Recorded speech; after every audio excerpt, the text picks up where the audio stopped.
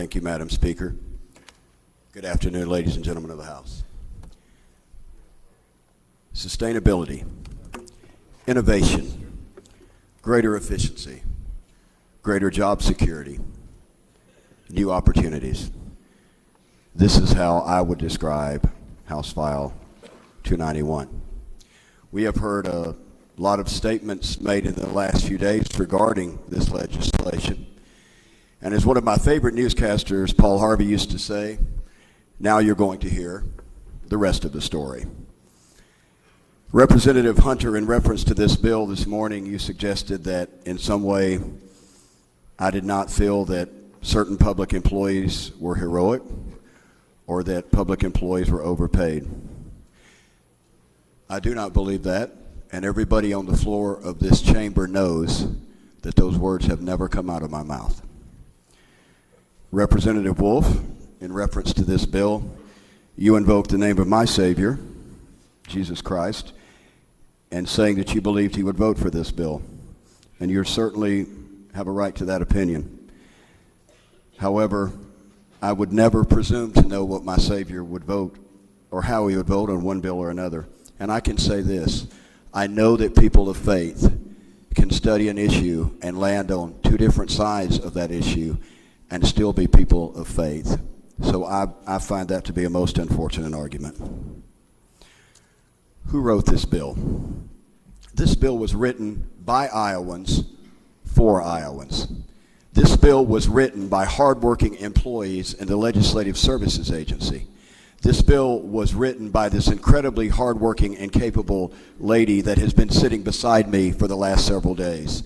These folks wrote this bill under instruction from the elected officials of the Iowa House and Senate who were in collaboration with many people across this state. A collaborative effort by Iowans, for Iowans, with input from experts in the field, from locally elected officials, and from citizens across this great state. As to why union representatives were not included, there were discussions with various union representatives from various agencies. But on the state level, when high-ranking union officials make it clear that no negotiation or discussion is possible, they remove themselves from the discussion. Why do we need this bill?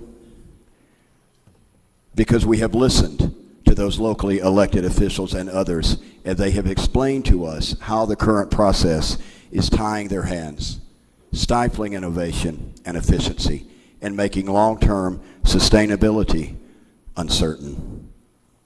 What is in this bill? Let's talk a little bit about scope of bargaining. Under the current system, the following items are under the mandatory list of bargaining. No negotiation here for locally elected officials. These are mandatory in the scope of bargaining.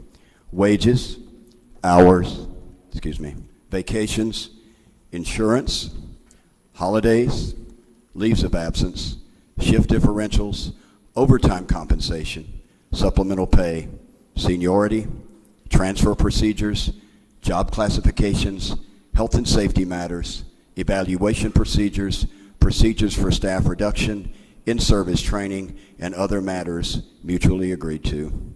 Current Code 20.9. When you put all of these together with the reality that past collective bargaining agreements must also be considered, it becomes clear that the ability of our locally elected officials to efficiently manage their agencies is greatly diminished. With the imperative of considering those past agreements, regardless of their workability in today's world, the opportunity for increased efficiency, for innovation, becomes extremely difficult. So we have moved a number of those items from the mandatory list, and with the amendment, some of those have been moved around, which we'll talk about in a few minutes. But we have moved a number of those items from the mandatory list, placing most of them in the permissive category, meaning actual negotiation as to what is in the scope of bargaining for both sides, labor and the state or local agency. What is now in permissive, meaning it can be in the scope of bargaining if both sides agree, release time, grievance procedures, seniority, hours, leaves of absence, vacations, holidays, shift differentials, overtime compensation, job classifications, health and safety, in-service training, and all other matters that are not in prohibited that are mutually agreed to.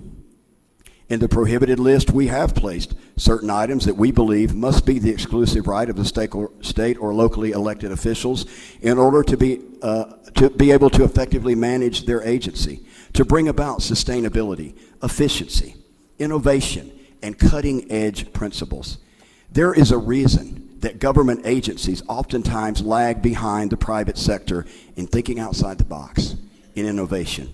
It is because, in many cases, we have simply inadvertently created a system that discourages innovation and instead simply protects the status quo.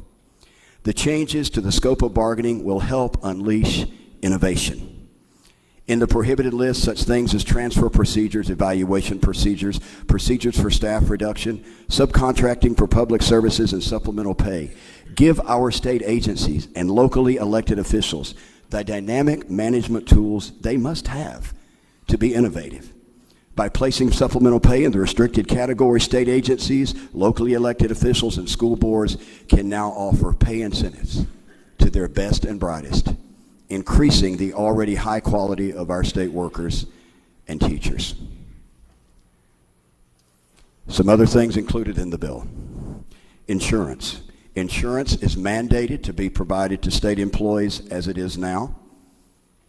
It has been moved to the prohibited category, just as pension systems have always been in the prohibited category. This to allow flexibility to the state and to local agencies and school boards as we move through very uncertain times going forward with what is going to happen with health insurance on the national level.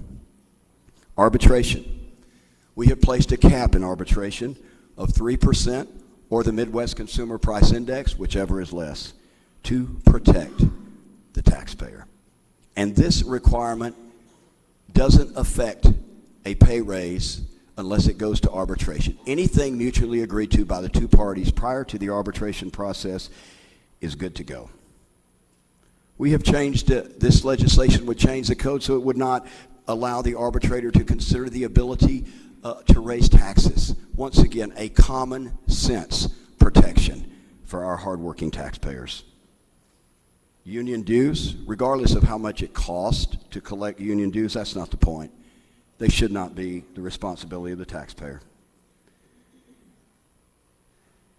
I would like to talk for just a few minutes. Let me go to one more thing that is in the bill that I didn't mention. I skipped over and I apologize. Certification elections are going to bring, I think, great accountability to our system and great accountability for the union to be held accountable to its membership, which I would think would be a wonderful, wonderful thing. I want to talk a few minutes about the amendment because we really didn't get an opportunity to talk very much about the amendment, so I want to make sure everyone is clear on what the amendment does. Because the Quad City Times this morning came out and said this was a great bill or a good bill for Iowa with this amendment. The amendment reinstates proper cause for suspensions and discharges. You know, those words were removed because it was our understanding that the way the code was structured now, the way court rulings had been, that language wasn't really needed anymore. When it became a point of concern, we put it back in because we listened. We have removed some items from the list of prohibited topics of negotiation and put them back in permissive with this amendment. Grievance procedures, seniority, and benefit related to seniority and release time. We have reinstated with the amendment the right to appeal a Civil Service Commission's decision to district court. We fixed a drafting error that could have affected firefighter and police pensions that was unintentional. We reduced the threshold to qualify as a public safety employee from 50% to 30%. We added motor vehicle enforcement officers to the list of public safety employees. And we ensured federal funding for public transit would not be jeopardized. Those are the things in the amendment because we listened during this process. This bill went through subcommittee, committee, public hearing, and debate on the floor, and we listened. I think it's a good amendment and a better bill because of those changes. Greater accountability to public employees represented by a union through the establishment of an elections process. That is a win for public employees and for transparency and accountability. Protections in the arbitration process to prevent an unaffordable award that harms the state. That is a win for taxpayers and for smaller, smarter, more efficient government. Establishment of a system that allows public employees to be rewarded for exceptional performance. That is a win for taxpayers through better delivery of services. It's a win for more efficient government, and it's a win for state employees whose dedication can now be rewarded. Streamlining the process for removal of employees who are not meeting acceptable standards while still protecting their rights. That is a win for children in the classroom, a win for education, a win for hardworking teachers and employees burdened with those few that haven't performed well, a win for locally elected officials in our communities that we all know and trust, and a win for better government and schools in Iowa. Giving the flexibility in the delivery of health insurance for state employees as we move through this uncertain future, a win for sustainability, a win for innovation, and a win for state employees who will continue to be provided with health care at the best possible cost. The return of performance management tools to our locally elected officials, a win for local control, a win for better government, a win for greater efficiency, and a win for our public employees in the likelihood of long-term sustainability and improvement. This bill, I believe heart and soul, is a win for all Iowans and the delivery of a promise from Republicans that we would reform government to make it more efficient for the people of Iowa. Smaller, smarter, innovative government is in this bill. Madam Speaker, I move the bill.